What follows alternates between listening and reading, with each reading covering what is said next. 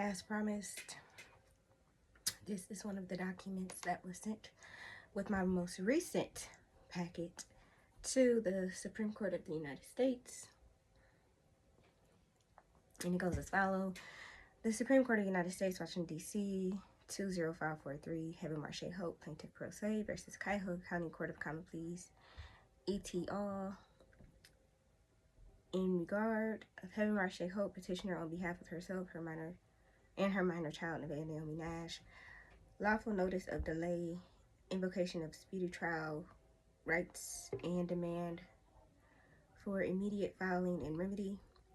To the clerk and the honorable justices of the Supreme Court of the United States, this correspondence serves as a lawful and formal notice addressing continued inaction, obstruction,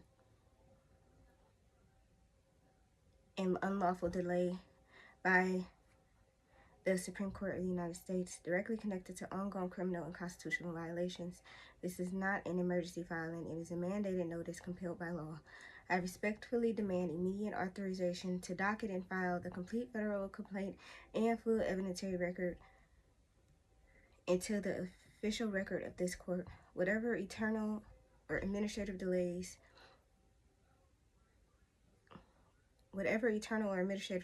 exist within the court do not and cannot override the rule of law. The rules, codes, and statutes of this very system proves it. Before this matter ever reaches trial, my daughter must be returned. She should have never been taken. The alleged warrant used to raid my home on August 13, 2025 was both unlawful and void ab initio, dated August 20th, 2025, 7 days after the raid occurred. The act itself was illegal from inception. Yet the courts continue to proceed as if the deprivation of my child's liberties were justified. The district court was explicitly informed of these facts and still dismissed the case as frivolous despite the evidence proving the crimes. 1. The law requires action, not silence. Federal Rules of Appellate Procedure 26 and Federal Rules of Civil Procedure 6 requires courts to set clear deadlines, extend them only for good cause shown, or act upon filing within a reasonable time frame. No rule authorizes indefinite pending status or silent inaction. To hold a motion, particularly one involving the welfare of a child and constitutional right, is to commit procedural misconduct under the color of law. Rule 1 of the FRCP commands that all actions must be determined without unnecessary delay. Rule 6B and 26 reinforce that time may only be extended for good cause shown. Indefinite delay is unlawful. 28 U.S.C. 1657 mandates expedited consideration in cases showing good cause, including ongoing harm or liberty deprivation. 28 U.S.C. 1915 requires the court to grant or deny IFP motions, not to hold them indefinitely. Silence is not an option. To delay is to deny access. To deny access is to violate the 5th and 14th Amendments, guaranteeing due process and equal protection. Delay is not neutral, it is criminal. Each of the following provisions affirms that delay and obstruction are not procedural errors but criminal acts. 18 U.S.C. 3161 Speedy Trial Act. Justice must move without unreasonable delay. 18 U.S.C. 242 criminalizes willful deprivation of rights under the color of law. 18 U.S.C. 241 makes conspiracy to oppress or injure any person exercising constitutional rights a federal crime. 18 U.S.C. 1530 punishes corrupt obstruction in impediment of justice. Federal Rule of Criminal Procedure 48B authorizes dismissal of unnecessary delay in any proceeding affecting rights or liberty. Delay is not neutral. It is corruption disguised as procedure. Every pending motion, every missing file, every moment of silence while a child remains unlawfully separated from her mother is not an oversight, it is oppression. From civil to criminal, by the defendant's own actions, this matter began as a civil rights enforcement and custody restoration filing, and it has evolved into a criminal record of systemic misconduct created not by my intent but the deliberate and coordinated violations of the defendants themselves. When officials knowingly delay justice, alter timelines, or perpetuate harm, they convert a civil grievance into a criminal conspiracy under 18 United States Code 241, 242, and 1503. The record reflects that multiple lower courts, both federal and state, have obstructed the filing enforcement by thereby forcing escalation to this court under 28 U.S.C. 1257 and Rule 11 of the Supreme Court rules. The court's historical duty then and now. In 1956, in Browder v. Gale, this court stood firmly in defense of civil rights and upheld the constitutions when lower courts refused to do so. Nearly 70 years later, one question remains. Although this may not be styled as a civil action, human rights remain enforceable. You stood as an honorable court then. Will you stand as one now? What stands before you is not a theory. It is proven harm, documented violations, and a complete evidentiary record preserved across every level of judiciary. Updated record of retaliatory action, fraudulent violence, and unlawful interference. On October 3rd, 2025, the same day of the final notice of escalation to the Supreme Court of the United States was issued and mailed to all relevant parties. The Cuyahoga County Court of Common Pleas, through Magistrate Elizabeth Howe, unlawfully issued an order appointing counsel for my minor daughter, Naomi Nash. This is not an innocent administrative act. This is deliberate and unlawful attempt to reassert jurisdiction already divested by pending federal escalation. The order entered after formal jurisdictional challenge, multiple unrebutted affidavits, and lawful notice to all defendants, including the presiding judge, magistrate, and guardian ad litem. This action continues anticipatory retaliation, obstruction of justice, and procedural interference with the active matter before this honorable court. It was carried out without consent, without authority, in violations of United States Code 241, 242, and 1503. Further, on the same day, I received a separate and equally unlawful filing titled the Notice of Submission, accompanied by a purported guardian ad litem report. Both documents were produced by Cynthia A. Erst, the illegally appointed and formally removed guardian ad litem, whose continued involvement directly defies multiple cease and desist notices and formal termination of her role. These filings constitute fraud upon the court and continued retaliation under the color of law, as they claim authority where none exists, misrepresent, content, and fabricate participation, conduct or reference unauthorized interviews with a minor without lawful consent from her lawful guardian, weaponize my protected choice to homeschool and my lawful filings to construct a false narrative of unfitness, and attempt to manipulate the record in real time to justify unlawful separation already under federal review. Their timing and content prove retaliation designed to undermine my rights as a human and a guardian, distort the record, and silence a mother lawfully seeking remedy. This is not a mere misconduct. This is systemic abuse, gaslighting, and obstruction of justice, orchestrated through fraudulent violence and misuse of judicial power. The continued issuance and unauthorized orders, communication, and harassment demonstrates reckless disregard for jurisdictional boundaries, due process, and constitutional rights of both mother and child. Responding to these fraudulent claims with the truth has cost me communication with my daughter. I continue to be punished for doing nothing wrong. The record already establishes both the crimes and those responsible for committing them.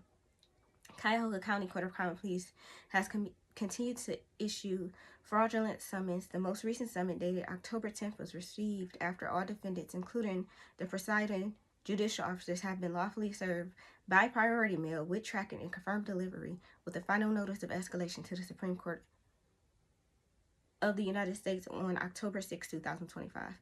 Despite verified service and unrebutted affidavits establishing lack of jurisdiction, federal pre-exemption, and the lower courts continues to act in open defiance of federal supremacy and procedural due process. The issuance of any further orders or hearing following lawful notice of federal escalations constitutes retaliation, obstruction of justice, and abuse of judicial power under the color of law. Such conduct directly contravenes 28 U.S.C. 1657, mandating expedited handling of cases involving liberty and ongoing harm, 18.422, Declaration of Rights under the color of law, and Article 6, Clause 2 of the United States, the Supremacy Clause. I reaffirm for the record I have acted lawfully, transparently, and in good faith at every stage The misconduct, coercion, and psychological warfare inflicted on me and my daughter have persisted long enough.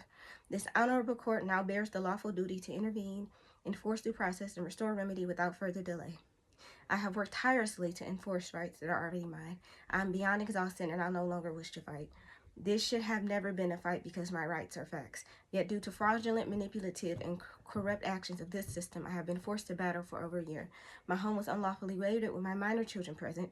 My daughter was kidnapped. There is no question to who raided my home, and there is no question of who took my child. The record proves both. I have the evidence. I have proven the crimes. Now I need my daughter returned and rightful remedy enforced. My refusal to consent has only brought further harm. The continued violations have once again landed at my doorstep, and in standing for truth, I have now jeopardized the ability to even communicate with my child. No more. Now this is time for returning my child and for remedy delivered. My daughter was placed in dangerous environment intentionally, and the record proved this. I've done everything right, and I will no longer be punished or attacked for doing so. It is time for honor to be restored and oaths to be upheld. That time is now. Public evidentiary record and video documentation. Let the record reflect. Every public statement, video, and upload published on my official YouTube channel constitute lawfully preserved evidence directly tied to the violence. Affidavits, exhibits already submitted in this case at both district and appeals level. These videos are not simply commentary. They are the extensions of the evidentiary record documenting real-time obstruction, retaliation, and systemic harm. As this matter unlawfully continues, each recording corresponds with filed notices, affidavits, federal complaints, and that remain unrebutted in law and on the record. Due to persistent obstruction by the lower courts and refusal to accept and docket the complete evidentiary record, the digital archives have served as the only publicly accessible proof of the truth, transparent, time-stamped, and undeniable. The only component not yet filed is the original flash drive, which remains in my lawful possession and ready for immediate submission upon authorization by this court. The district court was previously made aware of this record via index exhibit, video testimony, and public record commentary, which is only part 1. Part 2 carried out after the filing of the emergency federal complaint. Delays are no longer tolerable. The crimes have been proven. The affidavits stand unrebutted, and the record is complete. The continued misconduct of state and federal actors only compounds injury and prolongs the unlawful separation of my daughter, Nevaeh Naomi Nash, from her lawful guardian. The following videos, beginning with people love to talk but they don't ever run their own race, established the public record created so that the truth could not be altered, erased, or weaponized against me. Despite this transparency, the Cuyahoga County Court of Common Pleas has attempted to misuse and distort my public record in retaliation. The videos listed below represents only a fraction of ongoing retaliation, misconduct that has followed my lawful actions. Each video provides the videos that I suggested, they got 7 days, honorable. The time is now. I'm here to collect notice of submission when civil becomes criminal and I'm unfit.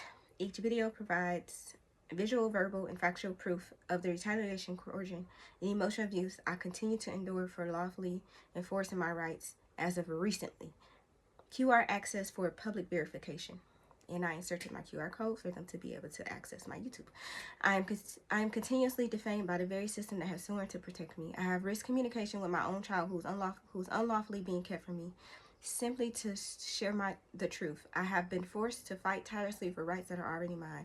I am not confused. Every law, statute, rule, code, and case law I have cited substantiates the truth I have worked endlessly to uphold. This court does not only have an obligation, it has the authority and the power to return a child who should have never been taken. So what will it be? Because I'm done with the games. This is my life. I am a human being with rights that cannot be taken, restricted, or negotiated by anyone or any system. The only ethical, lawful, and just act remaining is to return of my daughter and to enforce the remedy that is already due. Demand for immediate action. I hereby invoke my lawful and constitutional right to a speedy trial and immediate remedy. These crimes are proven, the evidence is complete, and there exists no confusion, no ambiguity, and no justification for delay. I'm continuously defamed by the very system that has sworn to protect me. I have risked communication with my own child who is unlawfully being kept from me. I simply to share the truth. I've been forced to fight tirelessly for rights that are already mine. I am not confused. Every law, statute, code, rule I've cited substantiate the truth. I work endlessly to uphold. This court does not have, not only has the obligation, but it holds the authority and the power to return the child to who never should. So what will it be? Because I am no, I'm done playing games. Damn, did I put it 2 times? Did. Oh well. The only ethical, lawful, and just act remaining is to return my daughter and enforce remedy that is already due. Accordingly, I lawfully demand this court acknowledge and authorize immediate documenting and filing of the complete federal plate and evidentiary record, acknowledge jurisdiction, enforce due process under law, order the immediate unconditional return of my minor daughter, Nevaeh Naomi Nash, act without further delay, silence, or procedural obstruction. Closing declaration. I have acted in good faith, lawfully, and transparently at every step of this process. I am not seeking favor. I am demanding enforcement of law. The time for delay has ended. Every second of silence deepens the record of obstruction. Every day of separation compounds the harm. Remedy is not a privilege, it is a requirement. The law is not a suggestion, it is an obligation. And the record now stands as proof that I have upheld mine.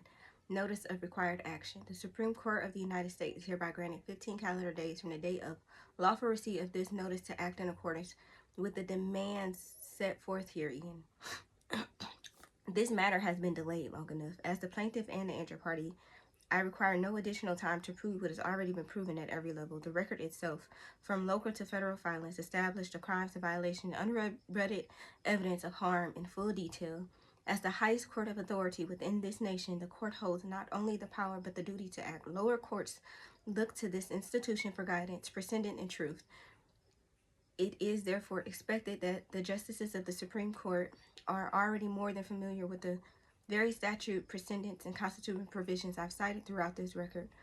Failure to respond or act within this time frame shall constitute as further evidence of obstruction, dereliction of duty, and procedural misconduct under the color of law, to be entered into the record as unrebutted proof of continued violation and neglect of duty.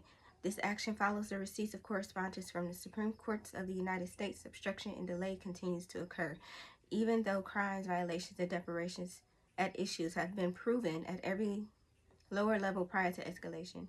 As in the appellate proceedings, the reliance on format and technicalities has once again been used to delay justice and compound harm. Pursuant to 28 U.S. Code 1915 and Supreme Court Rule 39, I have fulfilled my due diligence and complied with the instructions provided by this court. The official form for reference under Rule 39 is currently unavailable on the Supreme Court public website. That unavailability cannot lawfully shift the responsibility for format into a pro se petitioner acting in good faith. Accordingly, I am resubmitting a petition for writ of certiorari and motion to leave and proceed in forma pauperis in corrected form solely to satisfy the technical requirements identified in the clerk's notice dated October 8, 2025. This resubmission is made under protest and without waiver of any rights or objections.